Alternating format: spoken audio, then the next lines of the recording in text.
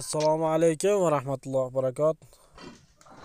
Mana hurmatli do'stlar, akalar, bizni kuzatayotgan barchalar, mana qirg'izistonliklar, biz Jallovot oblasini Novken degan joyidan mana pechkamizni qurib turib, o't yoqib, pechkalarni quritish jarayonida ko'rsatyapmiz sizlarga.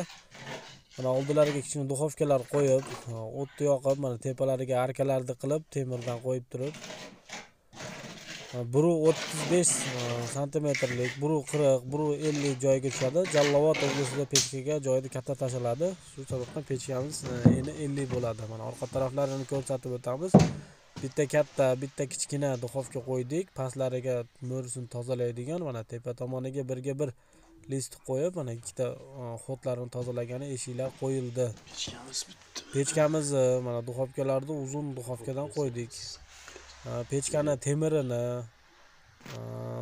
g'isht shoflarini, termokraska degan kraska bor, o'tda yonmaydigan kraska. O'tda yonmaydigan kraskaga kraskalab turib, g'ishtlarini laklab qo'ysa chiroyli bo'ladi. O'tda yonmaydigan kraskani qora, alyumin svet, tilla svetda bor. 3 xil rangi bor. Shu ranglardan xohlaganingizda tanlab, mana temirlarini kraskalab, g'ishtlarimizni laklab qo'ysanglar, addilga putgandan keyin chiroyli ko'rinib qoladi inshaalloh.